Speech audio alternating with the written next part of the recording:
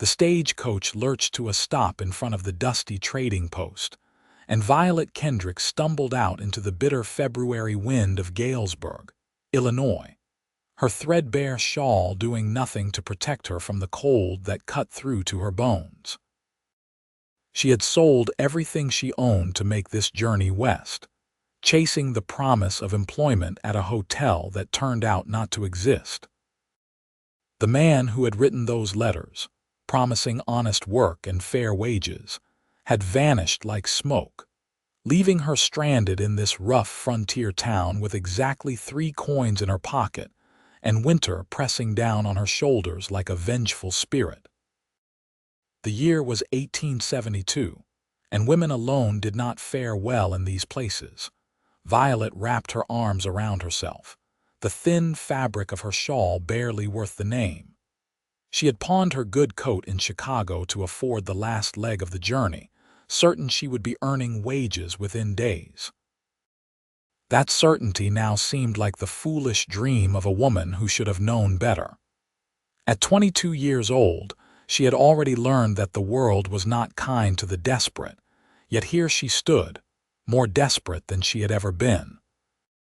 The trading post door swung open, and a tall man emerged, his broad shoulders blocking the weak afternoon sun. He wore a heavy coat lined with fur, and his hat sat low over eyes that took in everything with a single sweep.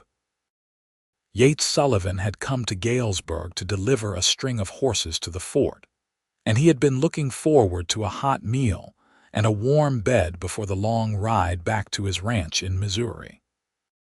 What he had not expected was to find a young woman standing in the street, shaking so violently that he could see it from 20 paces away. He approached slowly, the way he would a skittish horse, and when he spoke, his voice was low and steady. "Miss, you ought to get inside. This wind will freeze you solid." Violet turned to face him, and he saw the pride fighting with desperation in her green eyes. Her dark hair whipped around her face, escaping from pins that had long since lost their battle with the journey. "I have no money for lodging," she said, and he respected that she did not lie or dissemble. "I was promised employment that does not exist. I will find something. I only need to ask at the right places." Yates looked at the sun, already sinking toward the horizon. In 2 hours, the temperature would drop below freezing, and this woman would die if she spent the night outside. He had seen it happen before, bodies found in the morning, curled up in alleys or behind buildings, people who had simply run out of luck and time. "Come with me," he said, already shrugging out of his coat. "We will get you warm and then we will figure out the rest." "I cannot accept charity from a stranger," Violet said, but her body betrayed her, another violent shiver running through her frame. "Then consider it a loan," Yates replied, and before she could protest further, he wrapped his heavy coat around her shoulders. The fur lining was warm from his body heat, and the weight of it settled over her like a promise. "My name is Yates Sullivan. I have a ranch in Missouri, and I am here on business. You can work off whatever you feel you owe me, but right now, you need to get warm and get food in you.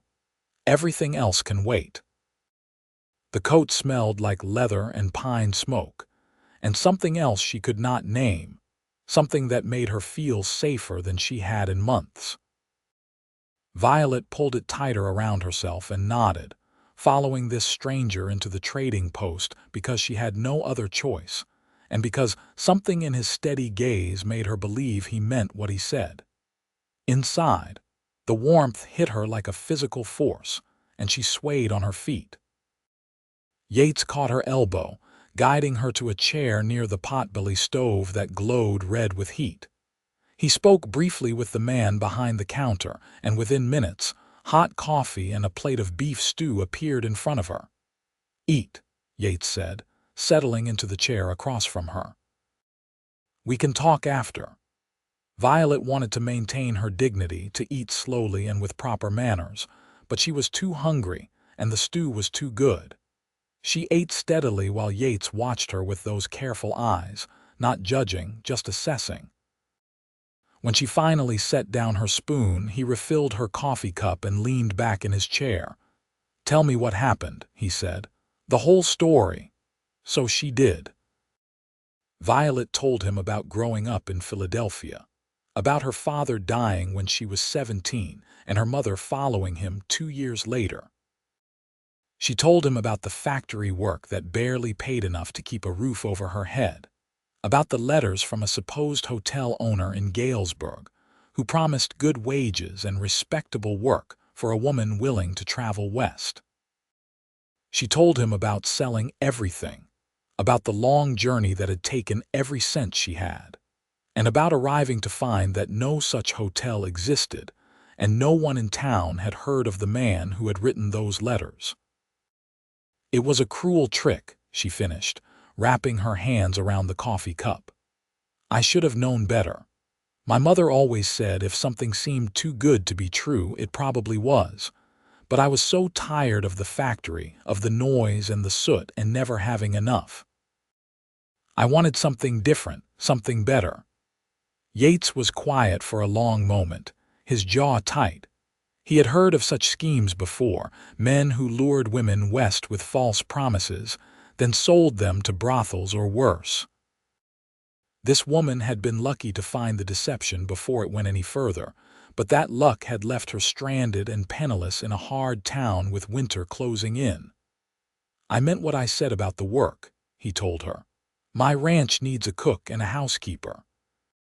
The men I have working the cattle are competent, but they cannot cook worth a damn, and the house has not seen a proper cleaning since my mother died 3 years ago.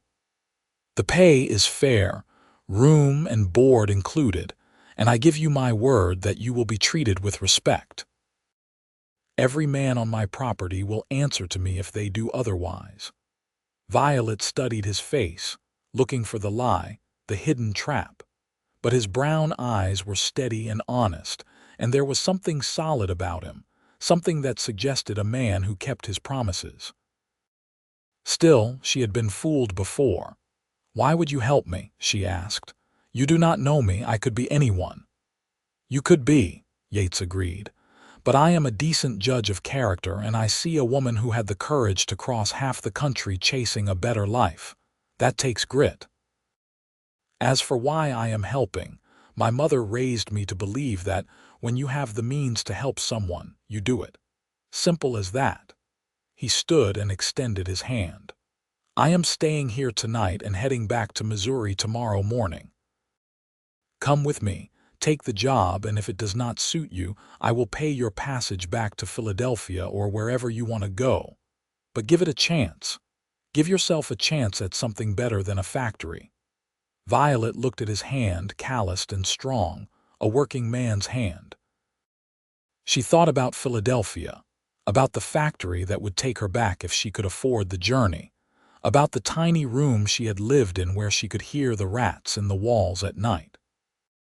She thought about this man who had given her his coat and bought her a meal without asking for anything in return, who offered her honest work instead of taking advantage of her desperation. She placed her hand in his and stood. "I accept your offer, Mr. Sullivan. Thank you." "Yates," he corrected. "If we are going to be working together, we can skip the formalities, and you are welcome, Miss Kendrick." "Violet," she replied, and saw something that might have been approval in his expression. Yates arranged for her to have a room at the boarding house attached to the trading post, paying for it himself, despite her protests. He promised to collect her at dawn, and Violet spent the night in a real bed for the first time in weeks, wrapped in blankets and still wearing his coat because she could not bring herself to take it off yet. It felt like armor against the world, like a shield between her and all the things that had gone wrong. She woke before dawn, washed her face in the cold water from the basin, and did her best to make herself presentable. Her dress was wrinkled from travel and her boots were worn thin, but she was clean and her hair was neatly pinned. When Yates knocked on her door just as the sun began to lighten the eastern sky, she was ready. He had a horse saddled for her, a gentle bay mare with kind eyes. "Her name is Clover," he said, helping Violet into the saddle. "She has a smooth gait and a steady temperament. Have you ridden much?" "Some, when I was younger," Violet admitted. "My father kept a horse for his medical practice, but it has been years." "You will remember," Yates assured her. "It comes back quickly." They rode out of Galesburg as the town woke around them, heading south toward Missouri. Yates set an easy pace, mindful of Violet's inexperience, and they stopped frequently to rest the horses and stretch their legs. He pointed out landmarks, told her about the country they were passing through, and asked her questions about her life in Philadelphia that seemed genuinely interested rather than merely polite. By midday, Violet had relaxed enough to ask her own questions.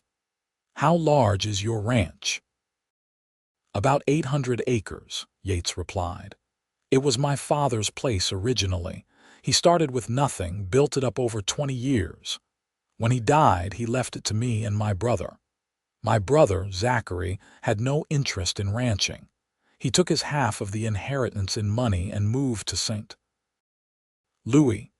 I bought out his share of the land and have been running it alone for the past 5 years." "That sounds like lonely work," Violet observed.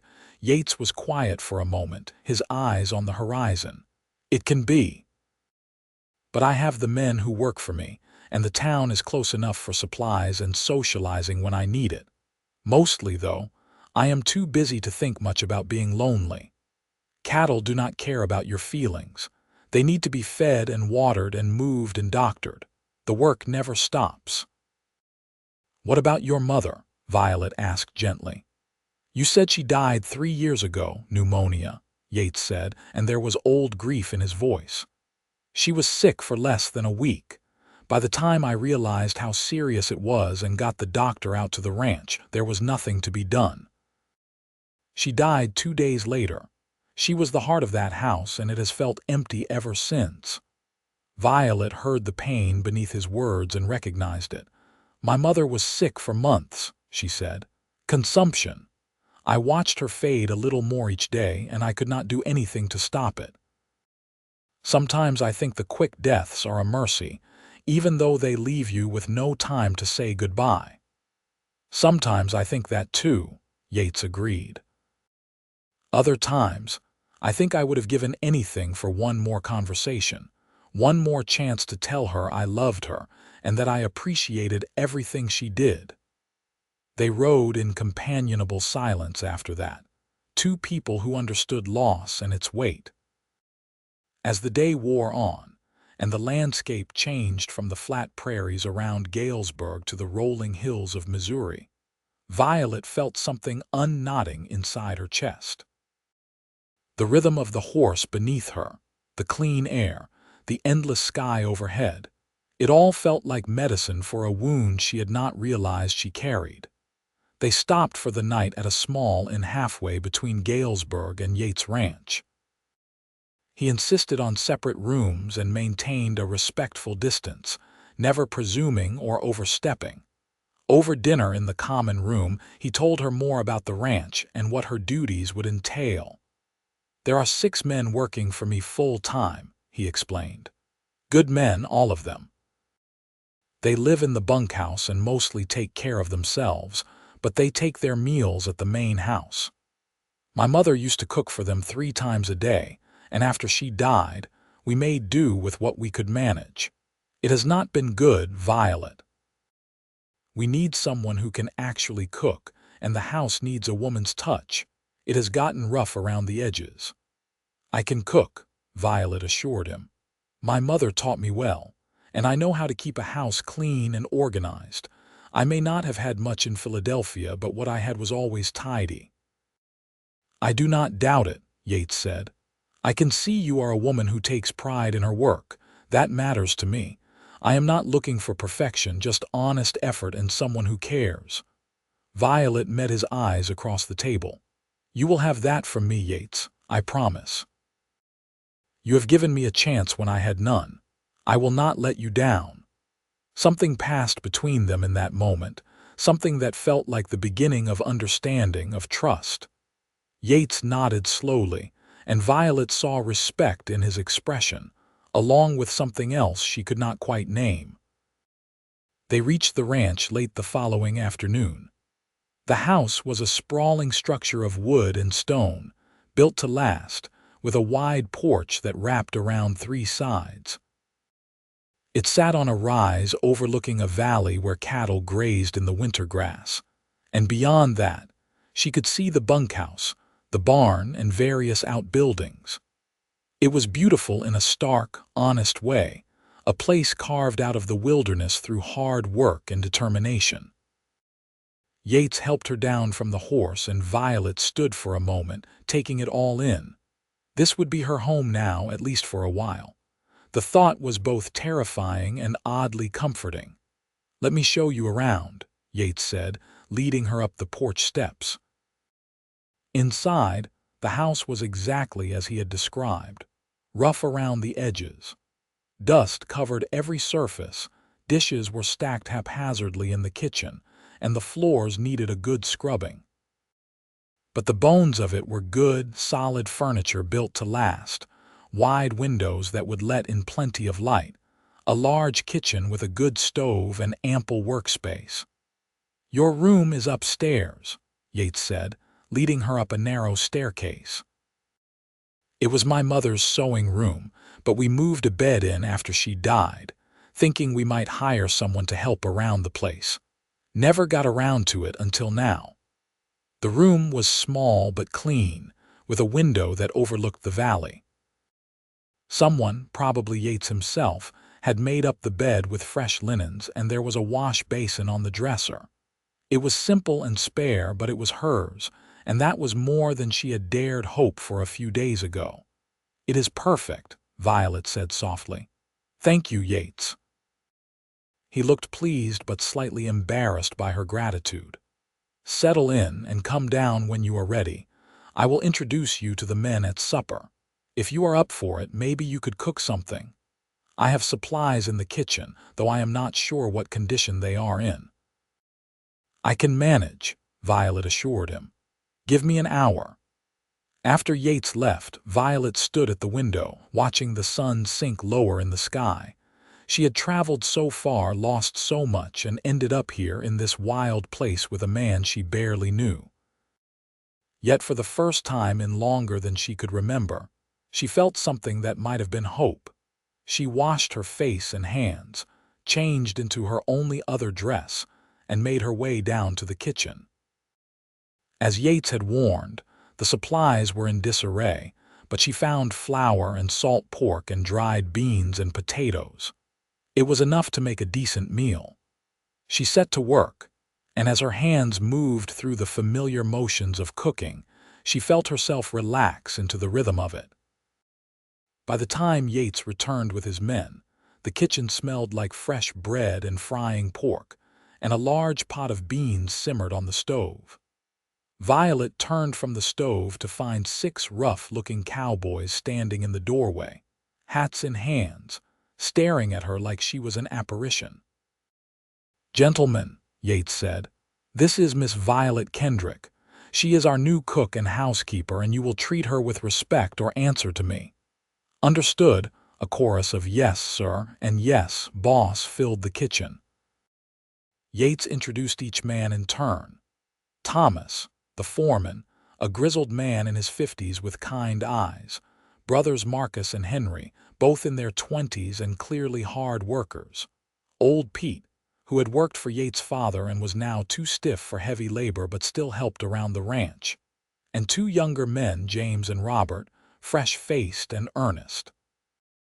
They ate at the long table in the kitchen, and Violet watched as these tough men attacked her food like they had not eaten in days. The compliments were gruff but sincere, and by the time the meal was finished, she could see she had won them over. Good food had a way of doing that. After the men left, Yates helped her clean up, insisting despite her protests that it was too much work for one person after a long day of travel and cooking. "You do not have to do this," Violet said, washing dishes while he dried. "I am capable of handling it, I know you are, Yates replied. But I am not the kind of man who sits idle while someone else works.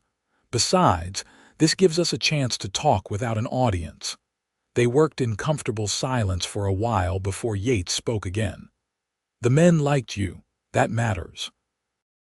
A ranch runs on good morale as much as hard work, and a good meal goes a long way toward maintaining both. They seem like decent men, Violet observed. You have chosen your workers well. I try, Yates said. I learned from my father that the character of your men matters as much as their skills. A talented cowboy who causes trouble is not worth the headache. I would rather have a less experienced man who is honest and reliable. Violet found herself studying him as they worked. He was probably around 30, she guessed, with the weathered look of a man who spent his life outdoors. His hands were scarred and calloused, but they moved with surprising gentleness as he dried the dishes. There was something inherently decent about him, a quality that seemed rare in her experience. Why did you really help me? She asked suddenly. In Galesburg, you could have walked past. Most men would have. Yates was quiet for a long moment, considering his answer. I told you about my mother, he finally said. What I did not tell you was that she came west alone, chasing a teaching position that turned out to be a lie. She was stranded in St. Louis with nothing, just like you were in Galesburg. My father found her crying in front of the school that did not exist, and he helped her. Got her a job, made sure she was safe. They fell in love and built this life together.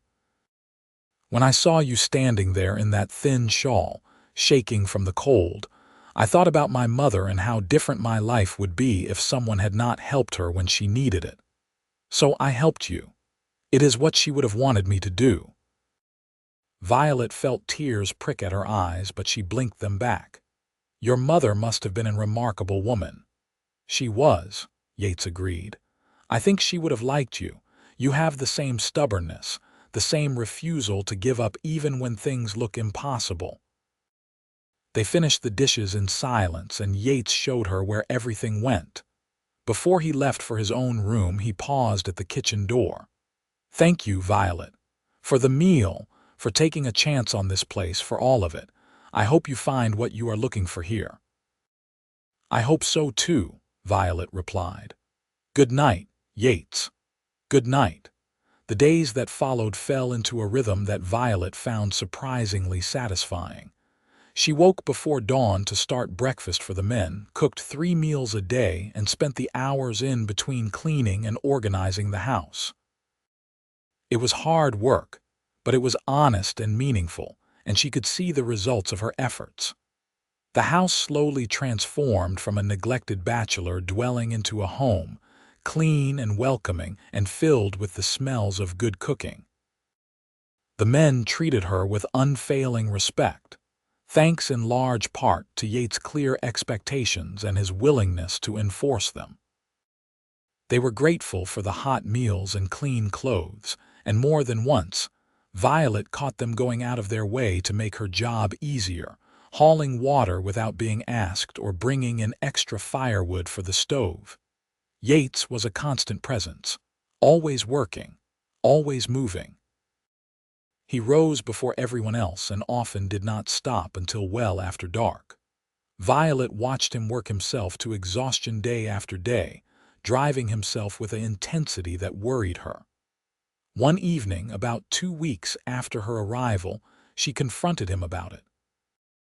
You are going to work yourself into an early grave, she said, setting a plate of food in front of him after the other men had left. I have been here 2 weeks, and I have not seen you take a single day of rest. Yates looked up from his plate, surprise evident on his tired face. The work does not stop just because I am tired, Violet. The cattle need tending, fences need mending, there are 100 things that need doing every day. And you have 6 men to help you do them, Violet countered. You hired them for a reason. Let them do their jobs while you take care of yourself. What good will you be to this ranch if you collapse from exhaustion? He opened his mouth to argue, then closed it again, something that might have been amusement crossing his features. You sound like my mother. She used to scold me the same way. Then maybe you should listen this time, Violet said, sitting down across from him. I am serious, Yates. You helped me when I needed it. Let me return the favor by making sure you do not work yourself to death.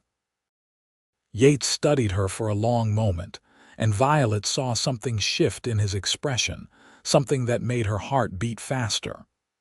All right, he said quietly. I will try to ease up, but only if you promise to tell me if the work here is too much for you. I do not want you wearing yourself out either. Deal, Violet agreed, extending her hand across the table. Yates shook it, his grip warm and firm, and neither of them pulled away as quickly as they might have. The touch lingered, becoming something more than a simple handshake, and Violet felt heat rise in her cheeks. Winter slowly gave way to early spring, and the ranch came alive with new activity. Calves were born, the men worked from dawn to dusk managing the herd, and Yates was busier than ever. But he kept his promise to Violet, taking occasional evenings to rest, and those evenings often found them sitting together on the porch after supper, talking about everything and nothing. Violet learned more about his life, about growing up on the ranch, about his dreams of expanding the herd and improving the bloodlines. He was passionate about his work in a way that made his whole face light up when he talked about it.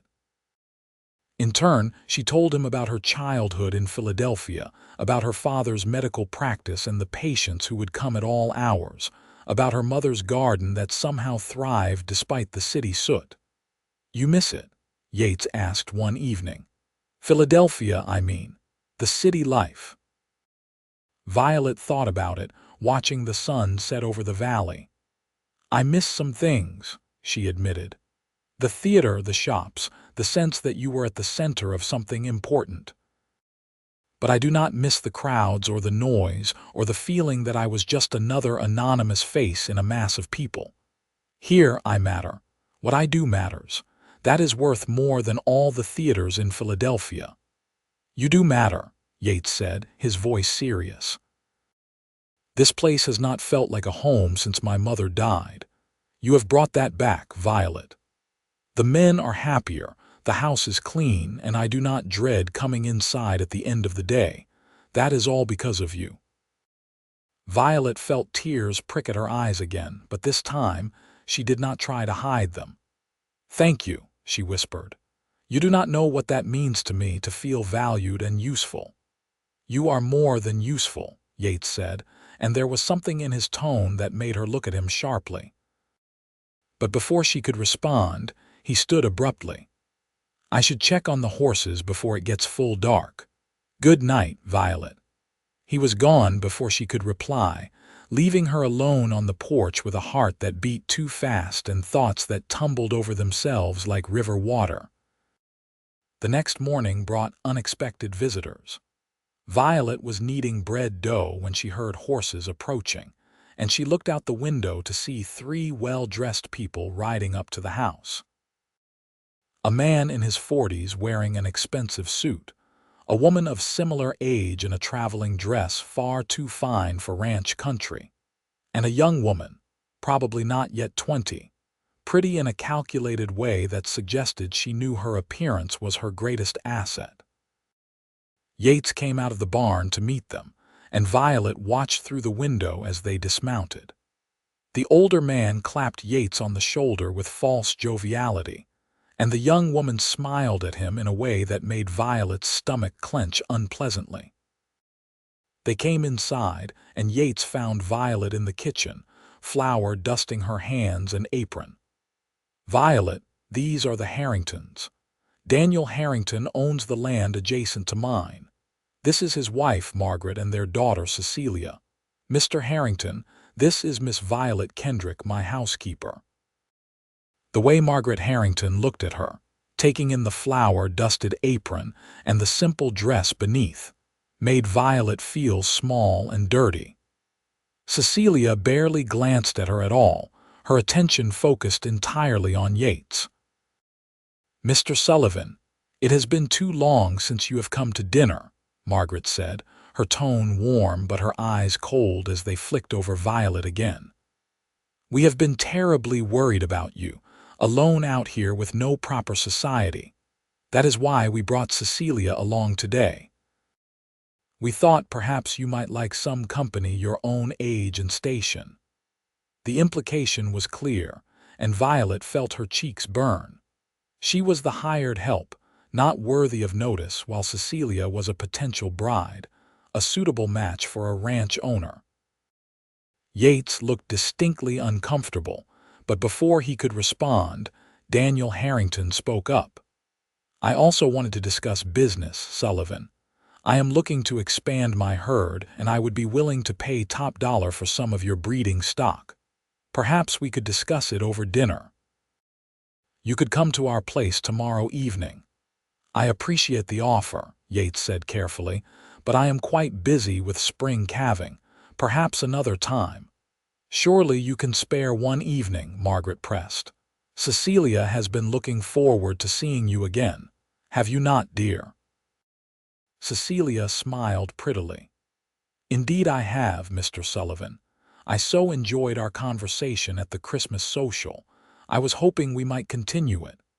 Violet turned back to her bread dough, not wanting to see whatever was happening between Yates and the lovely Cecilia. She punched the dough harder than necessary, trying to ignore the sick feeling in her stomach. What did she expect? That a ranch owner would be interested in his housekeeper? She was a fool. "I will think about it," Yates said, and Violet could hear the tension in his voice. "Now, if you will excuse me, I have work to attend to. Miss Kendrick, could you provide our guests with some refreshment before they leave?" He left without waiting for an answer, and Violet was left to serve coffee and fresh biscuits to the Harringtons, while Margaret made pointed comments about how difficult it must be to find good help on the frontier. And Cecilia ignored her entirely. By the time they left, Violet felt wrung out and exhausted. Yates did not come in for lunch, and when she finally saw him at supper, he was silent and brooding. The men ate quickly and left, sensing the tension, and Violet cleared the dishes in silence. "I am not going to their dinner," Yates said abruptly, making her jump. "I want you to know that. I am not interested in Cecilia Harrington or her parents' matchmaking schemes." "You do not owe me any explanations," Violet said, keeping her voice neutral.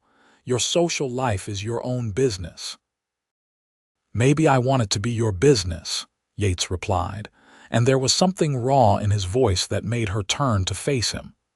"Maybe I care what you think." They stared at each other across the kitchen, and Violet felt the air between them change, become charged with something electric and dangerous and wonderful. But before either of them could speak, the door burst open and Thomas rushed in, his face pale. "Boss, we have got trouble. Someone cut the fence on the north pasture. About 50 head of cattle have wandered off, maybe more. We need everyone searching before they get too far or predators find them." Yates was moving before Thomas finished speaking. "Get everyone mounted and spread out. Violet, we might be gone all night. Do not wait up." They were gone in a thunder of hoofbeats, leaving Violet alone in the suddenly too quiet house. She finished cleaning up, then paced the kitchen, too anxious to sleep. 50 head of cattle represented a significant portion of Yates' herd, a financial loss that could seriously damage the ranch. And cut fences meant someone had done this deliberately. She thought about the Harringtons and their visit, about Daniel's offer to buy breeding stock, about the way they had looked at Yates like he was a prize to be won. Could they have cut the fence? It seemed extreme, but people did desperate things for land and power in this country.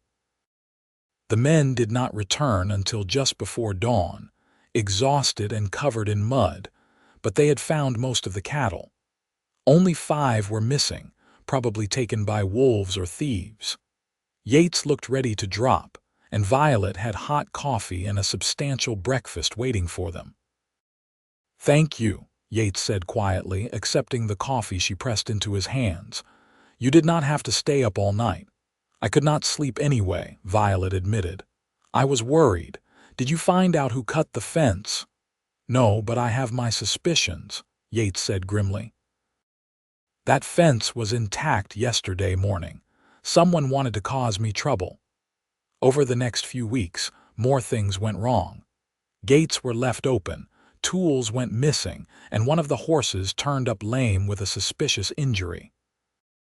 Yates grew more and more tense, the strain showing in the lines around his eyes and the set of his jaw. Violet did what she could to help, making sure he ate properly and got at least a few hours of sleep each night. One evening, she found him sitting alone on the porch, staring out at the darkness. She brought him coffee and sat down beside him without asking. "Talk to me," she said quietly. "Whatever is eating at you, maybe it will help to share it." Yates was silent for so long that she thought he might not answer. Finally, he sighed. "I think Daniel Harrington is behind the problems. He wants my land. His ranch is smaller and he is land poor, lots of acres but not enough good grazing. He has been trying to buy me out for years, but I have always refused. I think he is trying to wear me down, make running this place so difficult that I will give up and sell." "What will you do?" Violet asked. "I do not know," Yates admitted. "I cannot prove anything, and even if I could, he is influential in the county. He has friends in the sheriff's office. It would be my word against his." "Then we will just have to be smarter than him," Violet said firmly. "We will figure this out, Yates. You are not alone in this." He turned to look at her, and even in the darkness she could see the emotion in his eyes. "Why do you care so much? You have been here less than 3 months. This is not your fight." "Yes, it is," Violet replied. "This is my home now. These are my people. You gave me a chance when no one else would, and I am not going to stand by and watch someone destroy what you have built." "Violet," Yates began, but she interrupted him. "Besides," she said, trying to lighten the mood, "if you lose the ranch, I lose my job, and I've grown rather fond of regular meals and a roof over my head." Yates laughed, a real laugh that seemed to break some of the tension in him. "You are remarkable, you know that. You face down every challenge like it is just another item on a list to be checked off. I learned a long time ago that falling apart does not solve anything," Violet said. "You deal with what is in front of you and you keep moving forward. It is the only way to survive." "I am glad you are here," Yates said softly. "I do not know what I would do without you." The words hung in the air between them, weighted with meaning. Violet felt her heart race, and when Yates reached out and took her hand, she did not pull away. They sat like that for a long time, hands linked, staring out at the darkness and the stars overhead. The crisis came to a head a week later. Violet was in town buying supplies when she overheard 2 men talking in the general store. They were ranch hands, and they were complaining loudly about their boss, a man who was too cheap to pay decent wages and too mean to treat his workers with respect. When one of them mentioned Daniel Harrington by name, Violet moved closer, pretending to examine bolts of fabric while she listened. "He is planning something big," one of the men said. "Told us to be ready to move fast when he gives the word. Something about Sullivan's place." "I do not like it," the other man replied. "Sullivan is a decent fellow. This business does not sit right with me." "Yeah, well, Harrington pays our wages, so we do what he says. But after this, I am moving on. I do not want any part of what he is planning." Violet's mind raced. She needed to warn Yates, but she needed more information first. She approached the men with her most charming smile. "Excuse me, gentlemen, I could not help but overhear. I am new to the area and I am trying to get a sense of who the reputable ranchers are. Would you recommend working for Mr. Harrington? The men looked at each other, then at her. The older one shook his head. No, miss, I would not. If you are looking for work, try Sullivan's place. He treats his people fair and pays on time. Harrington is only interested in himself. Thank you for the advice, Violet said. What kind of work do you do for Mr. Harrington? Cattle mostly, the younger man said. But lately he has had us doing odd jobs. Strange things like cutting fences and opening gates. Says it is all in the name of business, but it seems dishonest to me. I see, Violet said carefully. Well, thank you again. You have been very helpful. She finished her shopping quickly and drove the wagon back to the ranch as fast as she dared. She found Yates in the barn and pulled him aside, telling him everything she had heard. I knew it, Yates said, his jaw tight with anger. But knowing and proving are two different things. Those men will not testify against Harrington. They need their jobs. Then we need to catch him in the act, Violet said. If he is planning something big, we need to be ready for it. They spent the next few days on high alert, with the men taking turns keeping watch at night. Violet insisted on taking a shift herself, much to Yates' consternation, and she proved to be as capable as any of the men, sharp-eyed and attentive. The attack came on a moonless night. Violet was on watch with Thomas when they heard the sound of multiple horses approaching from the north. They woke the others, and within minutes, every man on the ranch was armed and ready. The intruders thought they were moving in secret, but they ran straight into an ambush.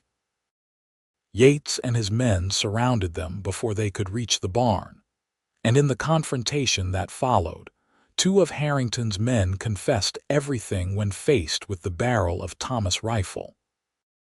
Daniel Harrington had planned to burn the barn with the horses inside, a devastating blow that would have crippled Yates financially and forced him to sell. But the plan had failed, and now Harrington faced serious consequences. The sheriff, when he arrived the next morning, was not pleased.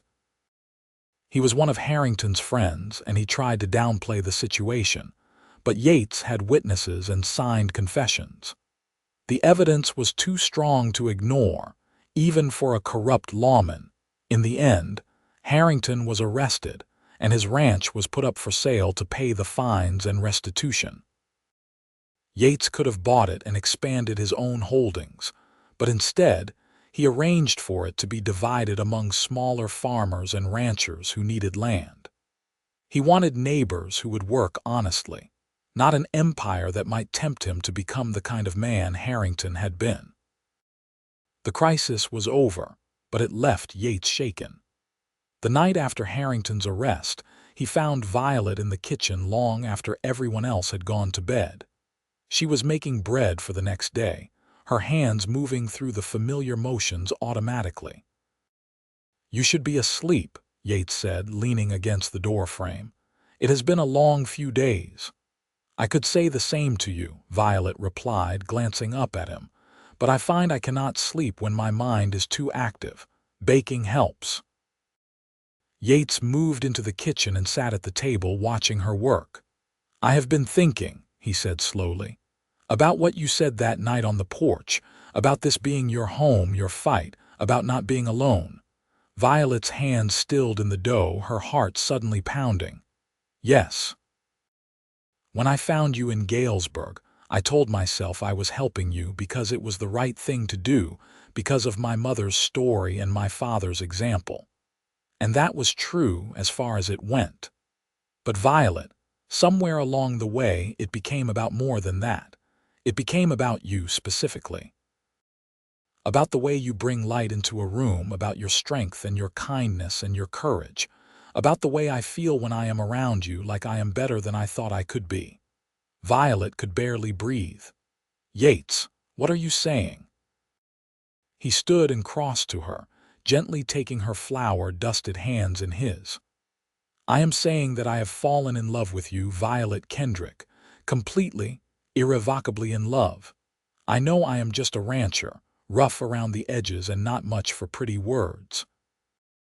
I know you could probably do better, find someone more refined, someone who could give you the city life you left behind. But I am asking anyway.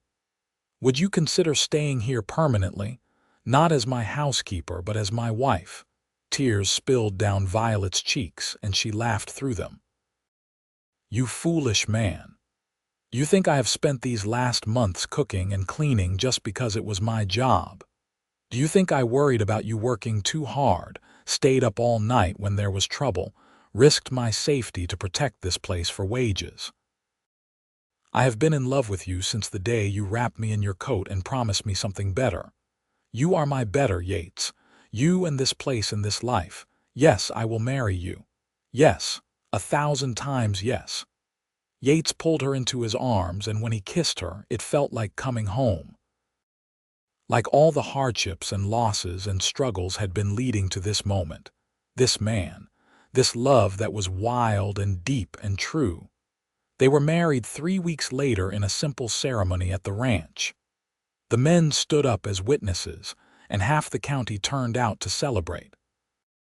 Even Margaret and Cecilia Harrington came, though they left early and did not look pleased.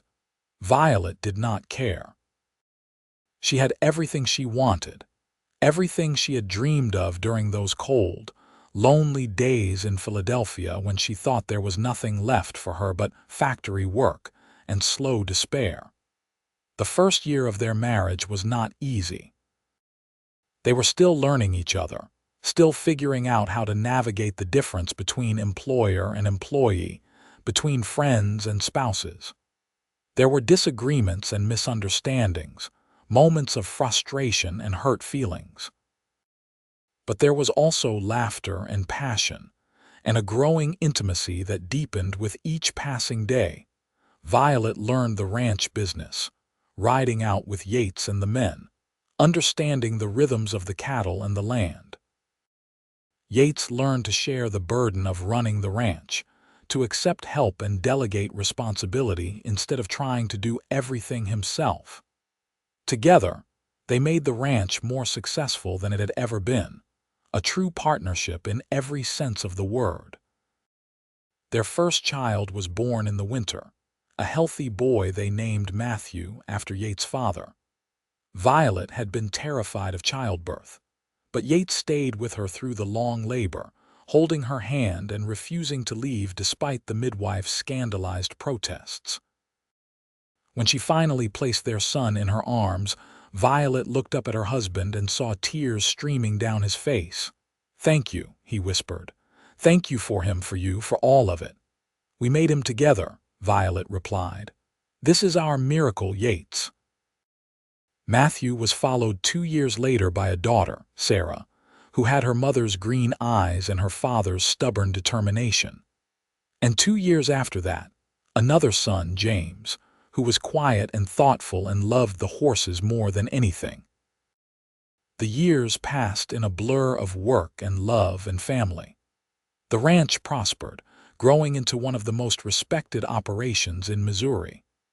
Yates and Violet added onto the house, creating more space for their growing family and the life they were building together.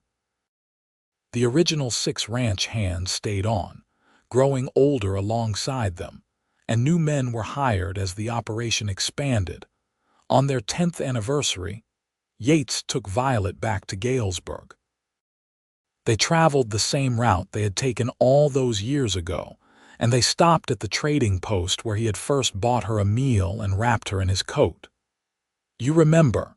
Yates asked, standing in the street where he had first seen her shivering in her threadbare shawl. "Every detail," Violet replied. "I remember thinking I had reached the end of everything, that I had made a terrible mistake and would probably die in this cold place far from home. And then you appeared, like something out of a story, offering fur and promises." "I kept those promises," Yates said, pulling her close. "Every single one." "You did," Violet agreed. "And I kept mine. Honest work, real effort, caring about this life we built. I would make that deal again in a heartbeat, Yates." Every hardship, Every challenge, every moment of doubt, it was all worth it for us. They stood there in the street, holding each other, while the town moved around them. People stared at the well-dressed couple embracing in public, but neither of them cared. They had found each other in this place, had built something beautiful from desperation and chance, and they were not ashamed to show the world what that meant to them. That night, in the hotel room where they stayed, Yates told Violet about the first moment he saw her, about how something in his chest had tightened at the sight of her determination in the face of impossible odds. "I think I loved you even then," he admitted, "before I knew your name or your story. I saw your strength, and I wanted to be part of it, to protect it and help it grow." "I did not love you right away," Violet confessed. "I was too scared and too hurt to let myself feel anything beyond gratitude. But somewhere on that ride to Missouri, watching you with the horses, listening to you talk about your dreams, I started to see the man you were, and by the time we reached the ranch I was already falling. I just did not know it yet." "When did you know?" Yates asked, tracing patterns on her arm in the darkness. "The night you told me I mattered," Violet said. "The night you said I had brought home back to that house. That was when I knew I loved you, though I did not dare hope you might feel the same." "I should have told you sooner," Yates said. "I should have said something before the whole mess with Harrington forced my hand." "The timing was perfect," Violet assured him.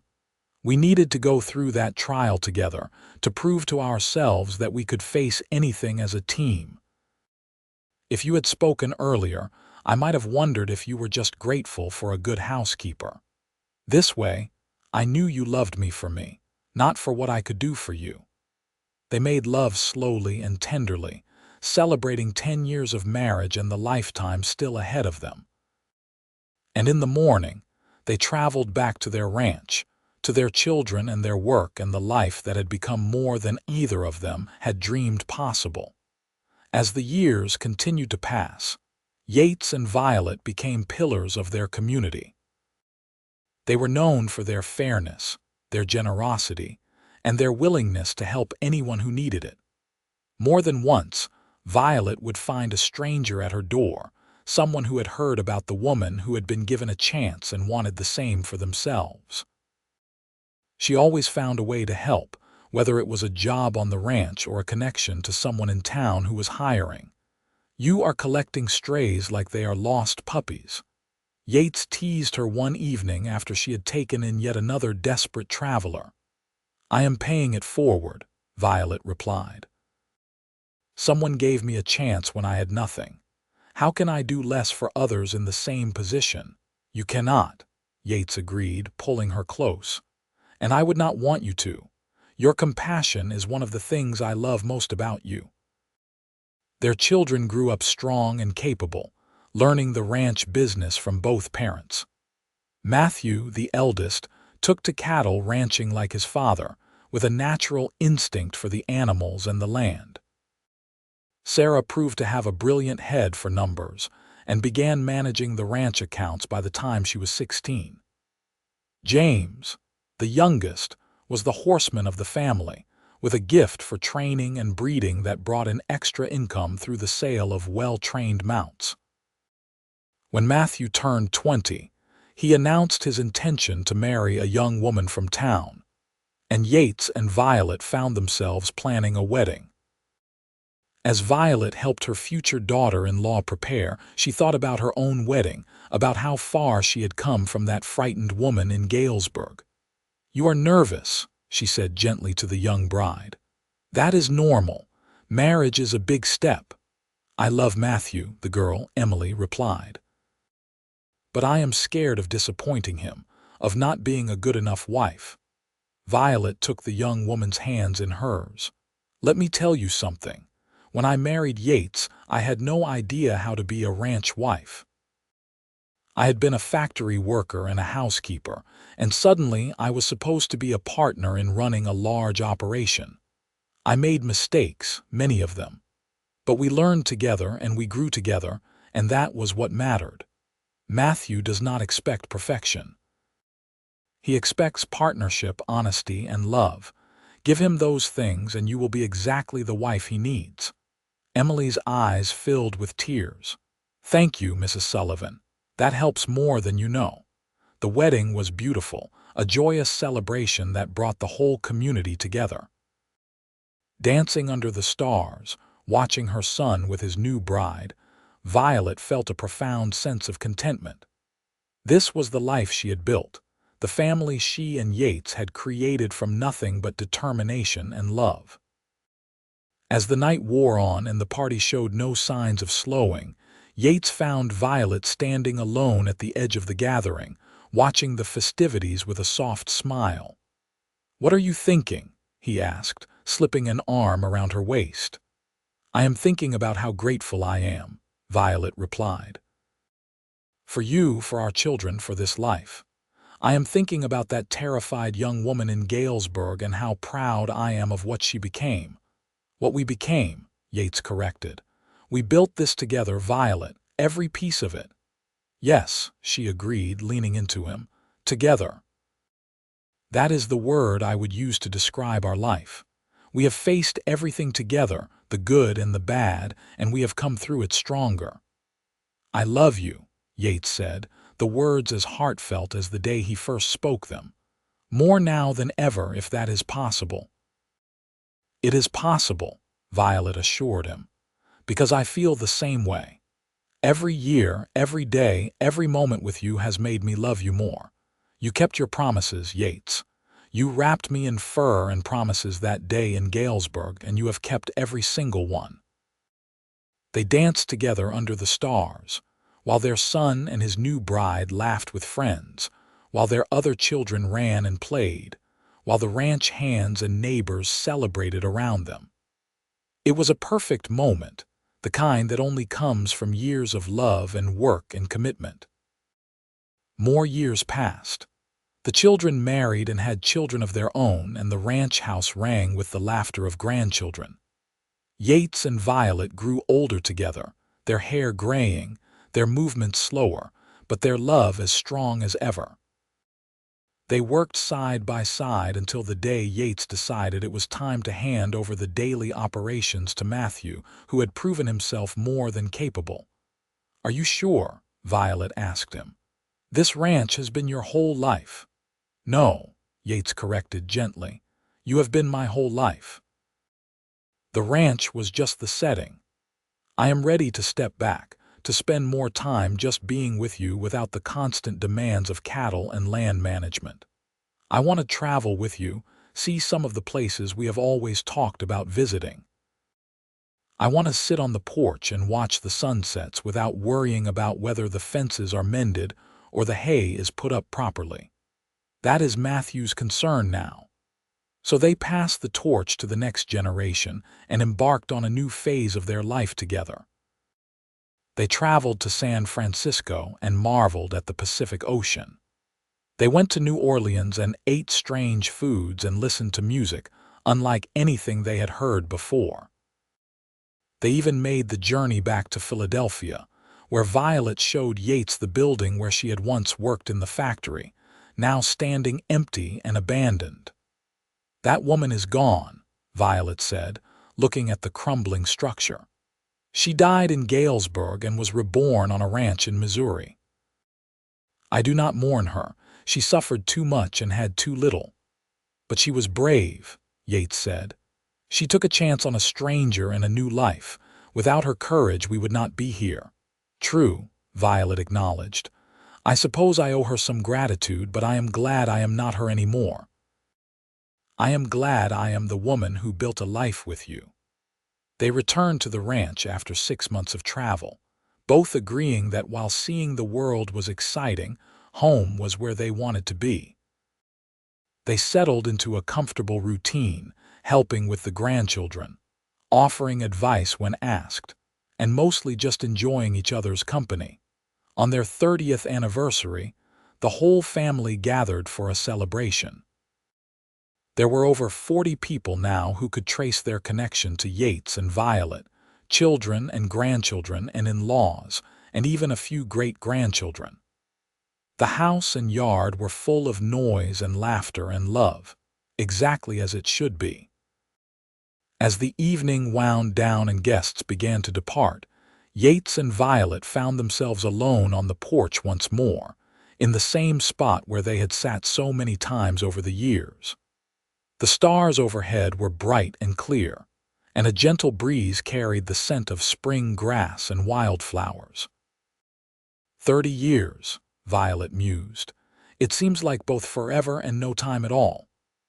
I know what you mean, Yates replied, taking her hand. Sometimes I look at you and still see that young woman shivering in her threadbare shawl, so proud and brave despite being terrified.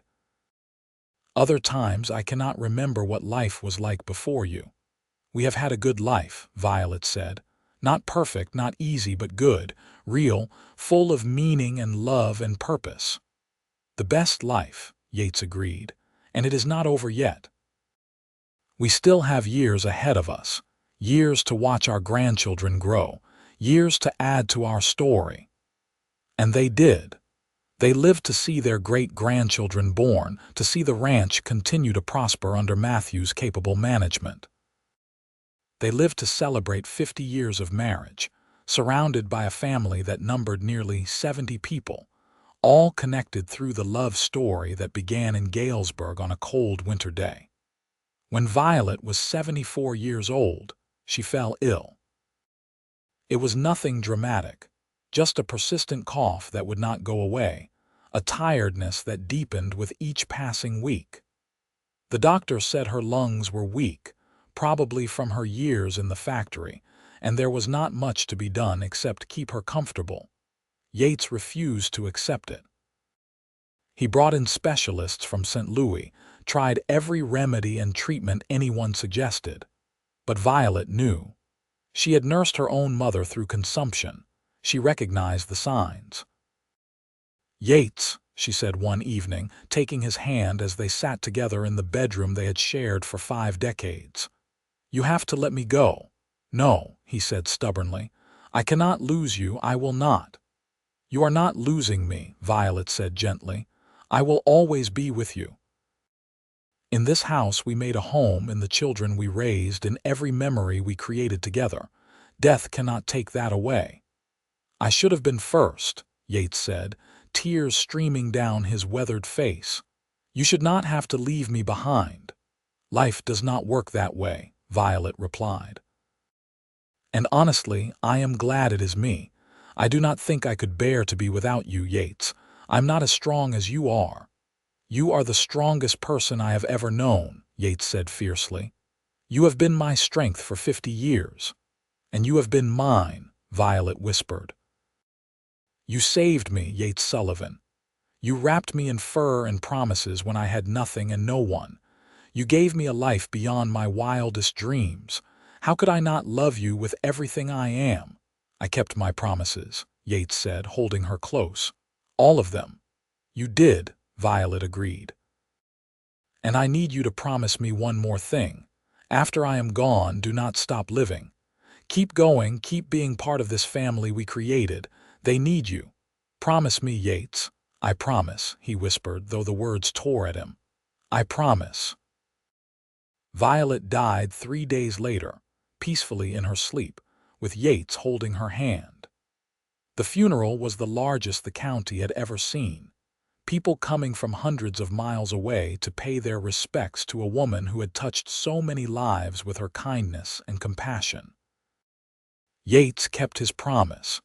He continued to be an active part of his family's lives, though the light had gone out of his eyes. He told stories about Violet to anyone who would listen, keeping her memory alive for the great-grandchildren who had not known her well. He tended her grave every week, bringing wildflowers in the summer and pine boughs in the winter. 2 years after Violet's death, Yates was sitting on the porch at sunset when he felt a sudden, sharp pain in his chest. He had just enough time to think about Violet, to imagine her waiting for him, before his heart gave out. They buried him next to her, under a large oak tree that overlooked the valley where they had built their life together. The headstone was simple, bearing both their names and one inscription: "Together always." Matthew inherited the ranch, and he ran it with the same integrity and dedication his parents had shown. He told his own children and grandchildren the story of how Yates and Violet met, about the threadbare shawl and the fur-lined coat, about promises made and kept. It became a family legend, the foundation story for a dynasty that would span generations. The coat itself, that heavy fur-lined coat that Yates had wrapped around Violet's shoulders that first day, was preserved and passed down through the family. Each generation understood its significance, the symbol of a love that had been born from desperation and compassion, and had grown into something legendary. Years later, when Matthew's great-granddaughter was preparing to marry, she asked if she could carry a piece of the coat with her during the ceremony. The ancient garment was too fragile to wear, but they cut a small piece of the fur lining and sewed it into the hem of her wedding dress. Why? Her fiancé asked, confused by the odd request. "Because it reminds us where we came from," she explained. "My great-great-grandmother was shivering in a threadbare shawl, alone and afraid in a strange town. My great-great-grandfather wrapped her in fur and promises, and from that one act of kindness came all of this. Our family, our ranch, everything we are. I want to carry that reminder with me, that love and compassion can change everything, that one person choosing to help another can create something that lasts forever." It was the truest thing anyone could say about Yates and Violet Sullivan. They had been two people brought together by chance and circumstance, by cold weather and a kind heart. They had built something extraordinary from that meeting, a love that endured every hardship, a family that spanned generations, a legacy of compassion and integrity that influenced everyone they touched. In the end, the story of the cowboy and the shivering woman became more than just a family tale. It became a reminder that in the hardest times, in the wildest places, love could flourish if two people were willing to work for it. That promises made in good faith and kept through determination could build something that outlasted both the people who made them and the circumstances that brought them together. The ranch still operates today, run by the sixth generation of the family that Yates and Violet created. The house has been expanded and updated, but the core of it remains the same, the rooms where they lived and loved and raised their children still standing strong. On the porch, in the same spot where Yates and Violet spent so many evenings talking and dreaming and planning their future, there is a plaque that tells their story in brief. Visitors often stop to read it, touched by the romance of it, by the idea that such a love could exist in the harsh world of the frontier.